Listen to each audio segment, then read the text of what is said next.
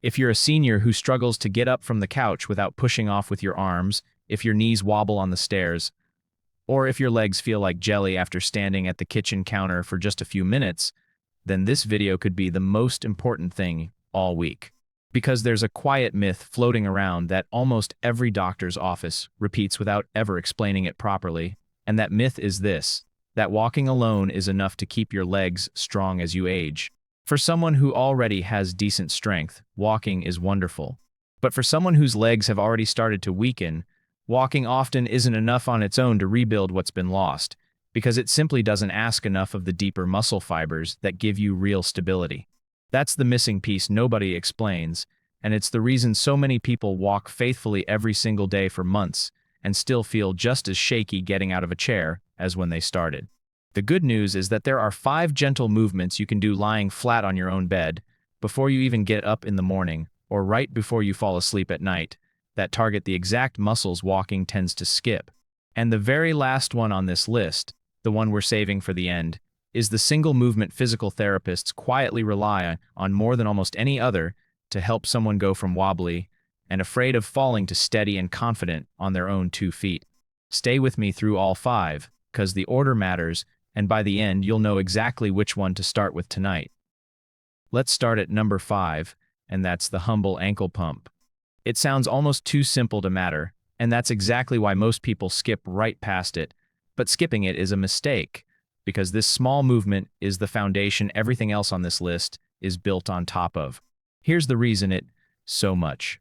When you sit or lie still for long stretches, blood tends to settle in your lower legs instead of circulating the way it should. Your calf muscles act like a second heart, squeezing blood back up toward your chest every time you move your ankle, and when that pump goes quiet, your legs start to feel heavy, achy, or puffy by the end of the day. Getting that pump working again is often the very first step toward legs that feel lighter and more alive. To set up for this one, flat on your back with your legs stretched out in front of you.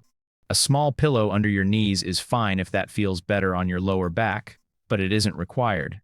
Keep your feet uncovered so they can move freely without fighting against blankets or sheets. Now, the movement itself? Slowly point your toes away from you, as though you're trying to reach the footboard of the bed with your toes, and hold that stretch for a slow count of 2. Then reverse it, pulling your toes back up toward your face as far as comfortably possible, flexing through the ankle, and hold that for another slow count of 2. That full back and forth is 1 repetition. Keep the whole motion slow and controlled rather than quick and flicky, because speed is what turns this into a wasted movement instead of a strengthening one. A comfortable target is 15 to 20 repetitions, done in 3 short sessions across the day, perhaps once in the morning, once in the afternoon, and once right before you turn off the light at night. This movement is especially helpful for anyone who sits for long stretches, anyone recovering from a hospital stay or surgery, and anyone who notices their ankles or feet swelling by evening. As for the mistakes people make, the biggest one is rushing through it so fast that it becomes a meaningless flick rather than a real contraction. The second is only pointing the toes and forgetting to pull them back the other way, which cuts the exercise's benefit roughly in half. And the third is holding your breath without realizing it, so make a point of breathing slowly and steadily the entire time. If you want to get more out of it, actively squeeze your calf muscle as you point your toes, almost like you're trying to gently crush something soft beneath the arch of your foot. That small conscious squeeze is the difference between an ankle pump that does nothing and one that genuinely wakes the muscle up. Many people notice their legs feeling warmer and lighter within just a few days of doing this consistently, and once your circulation is flowing well, every exercise after this one becomes noticeably more effective, because your muscles finally have the blood flow they need to actually respond and grow stronger. Before we move on, if this is helpful so far, tapping that like button helps more people who need this find it, and subscribing means you won't miss the rest of this series, because we cover a new piece of senior mobility and independence every single week. Moving up to number 4, we have the heel slide, a gentle movement that works the muscles around your hips without ever asking you to put weight on your legs or get out of bed. A heel slide combines 2 motions at once, bending your knee and drawing your thigh up toward your body, and that combination is exactly what your body is doing every single time you rise from a chair, climb a step, or get out of a car. Training that specific pattern while lying safely in bed is one of the smartest ways to rebuild the confidence and control you need for those everyday movements. To get set up, lie flat on your back with both legs stretched out and your arms resting comfortably at your sides. Wearing socks or smooth pajama bottoms can help your heel glide more easily across the sheet, and if your bedding is textured, sliding a small hand towel under your heel can make the motion smoother and more comfortable. To perform it, choose whichever leg feels a little stronger to start. Slowly slide your heel along the mattress toward your body, bending the knee as you go, and keep that heel in light contact with the bed the whole time rather than lifting the foot up. Bring the heel in as close to your body as feels comfortable, pause there for a slow count of 3, and then slide it back out to the starting position with the same slow control. 1. Repetition. A reasonable target is 10 to 12 repetitions on one leg before switching to the other, aiming for 2 sets per leg, once or twice a day depending on how your body feels.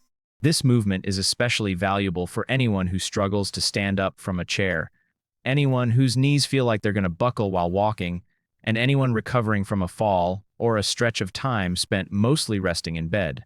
It's also gentle enough to be comfortable for many people dealing with knee stiffness, since the smooth bending motion helps lubricate the joint without any weight bearing on it at all. The mistakes to watch for start with letting the heel lift off the bed, which changes the exercise entirely and takes away most of its benefit, so keep that heel pressed lightly into the mattress from start to finish. The second mistake is sliding too quickly, letting momentum carry the leg instead of your muscles doing the work, so slow it down until each direction of the slide takes roughly 4 seconds. The third is forgetting your breathing pattern, so try exhaling as you draw the heel in and inhaling as you slide it back out, which also gently engages your core and supports your lower back through the motion. For an extra boost, try gently squeezing your thigh muscle as you slide the heel inward, almost as if you're trying to draw your kneecap upward toward your hip while the heel moves. That small addition brings your quadriceps into the movement alongside your hip muscles, doubling up the strengthening benefit from the same amount of effort. Plenty of people notice their legs feeling more stable and cooperative within just a couple of weeks of doing heel slides regularly, like their legs are finally willing to lift instead of dragging. That brings us to number 3, the straight leg raise, one of the most trusted and widely used movements in physical rehabilitation for a good reason. This one targets your quadriceps, the large muscles running along the front of your thighs, along with the hip flexor muscles that help lift your leg. Your quadriceps deserve special attention because they're arguably the single most important muscle group for standing steadily, walking confidently, and catching yourself before a stumble turns into a fall. When those muscles weaken, the knee tends to buckle unexpectedly, balance becomes less reliable, and simply rising from a seated position starts to feel like a genuine effort rather than something automatic. To prepare for this movement, lie flat on your back with both legs extended. Bend one knee and place that foot flat on the mattress, since this bent leg helps support your lower back and keep it comfortable throughout the exercise. The other leg, the one that stays straight, is the one you'll be lifting. Take a moment to settle into a position where your back feels supported and relaxed before beginning. To do the movement itself, first tighten the muscle on top of your straight leg by gently pulling your kneecap upward toward your hip, a step that matters more than people realize, because engaging that muscle first protects your hip from taking on strain it shouldn't have to manage. Once that muscle is switched on, slowly lift the straight leg roughly 12 inches off the bed, keeping the knee straight but not locked rigidly. Hold that lifted position for a slow count of 5, then lower the leg back down, the same slow control, over 3 or 4 seconds. That's 1 repetition. A good starting target is 8 to 10 repetitions on one leg before switching sides, with 2 sets per leg once a day to begin, building up to twice daily as strength improves. This movement benefits nearly everyone with weakened legs, but it's especially useful for anyone whose knee tends to buckle unexpectedly, anyone who can't rise from a chair without pushing off with their hands, and anyone whose legs feel unsteady going down a flight of stairs. It also tends to be comfortable for people with mild joint stiffness, since there's no impact involved at all. As for mistakes to avoid, the first is letting the lifted knee bend, which immediately takes the load off the quadriceps and reduces the value of the exercise, so keep that leg as straight as you comfortably can. The second is lifting the leg too high, since about 12 inches is plenty, and going higher just shifts effort onto the hip flexors and can put unnecessary strain on your lower back. The third mistake is swinging the leg up using momentum rather than lifting it slowly and deliberately. So if you find yourself unable to lift slowly, that's your cue to lift a little less high until your control improves. For extra benefit, try counting out loud during that 5-second hold, since speaking naturally keeps you breathing and stops you from rushing the timing. You can also gently press your lower back into the mattress during the hold, which activates your core and gives your spine some extra protection through the movement. People who stick with this consistently for a month often report climbing stairs without needing to grip the railing for the first time in a long while, because their thighs simply feel switched on again. Now for number 2, the glute bridge, which brings one of the most overlooked muscle groups in the entire body back into the picture, your glutes, the large muscles in your buttocks. It's easy to overlook them when thinking about leg strength, but physical therapists have long understood that the glutes act almost like the engine for your entire lower body. When they're weak, your knees, hips, and lower back end up compensating and wearing out faster than they should. When they're strong, walking feels noticeably lighter, standing up from a chair becomes far easier, and your overall sense of balance improves in a way that carries into everything else you do during the day. To get ready for a glute bridge, lie flat on your back with both knees bent and your feet flat on the mattress, positioned roughly hip-width apart with your heels about 6 inches from your body. Rest your arms at your sides with your palms facing down for extra stability. If your mattress is especially soft, you may find this movement easier on a firmer surface, though a standard bed works fine for most people. To perform the exercise, press your feet firmly into the mattress, particularly through your heels, then squeeze your buttocks muscles as firmly as you comfortably can while slowly lifting your hips up off the bed. Aim to create a fairly straight line running from your knees through your hips to your shoulders, and there's no need to lift any higher than that, since going further just adds unnecessary stress to your lower back. Hold that bridge position for a slow count of 5, while keeping your glutes actively squeezed, then lower your hips back down slowly over 3 or 4 seconds. That's repetition. A good starting point is 10 to 12 repetitions per set, with 2 sets in a single session once a day. This exercise is especially valuable for anyone who feels their hips give out a little while walking, anyone whose lower back tends to ache after standing for a while, and anyone who finds it difficult to rise from a low chair or off the toilet without assistance. It's also particularly useful for anyone recovering from a recent fall, since strong glutes act as one of the body's most reliable natural defenses against losing your balance. The common mistakes here start with lifting using the lower back instead of the glutes.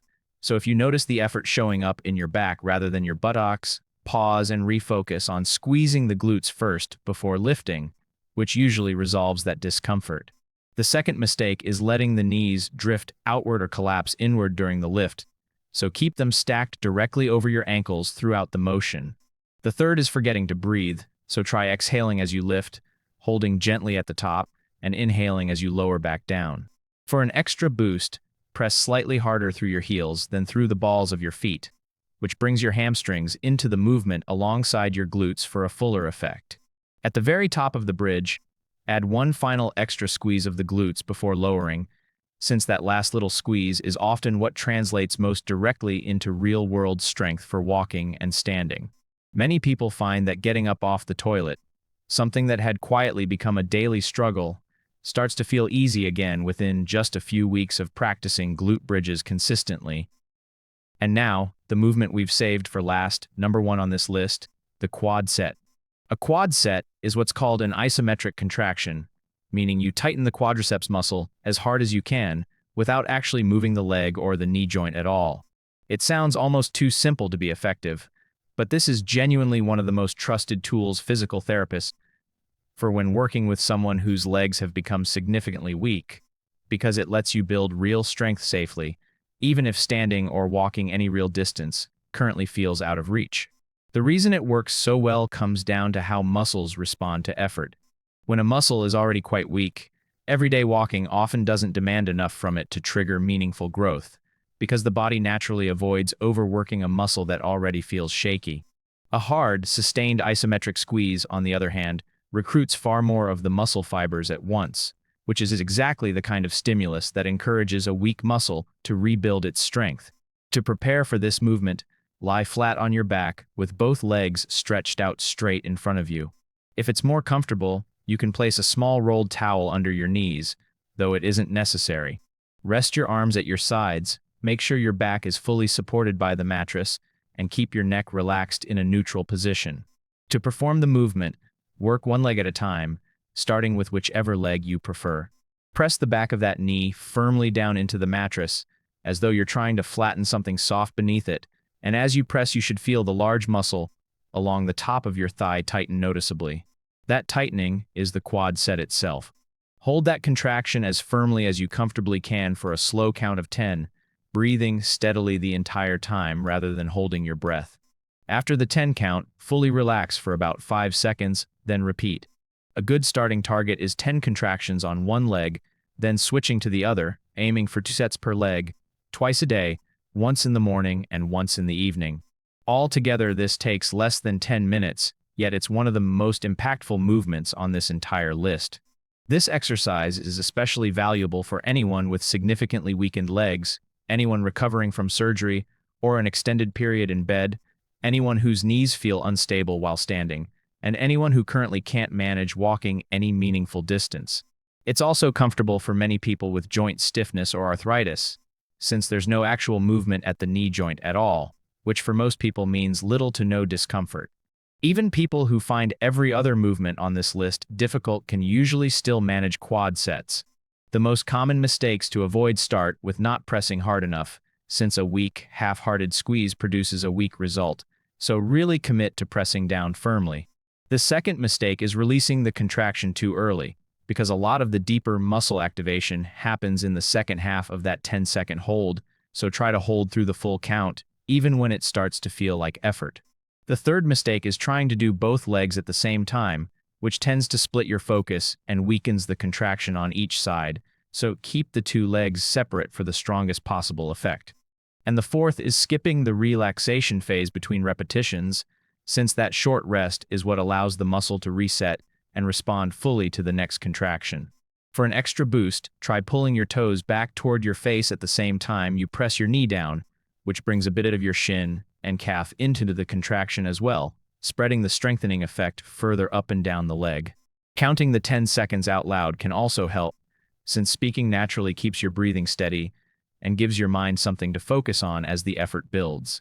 People who stick with quad sets consistently for a few weeks often notice they can rise from a chair without needing to use their hands, walk to the bathroom at night without holding onto the wall for support, and feel a kind of steadiness in their legs they haven't experienced in quite some time.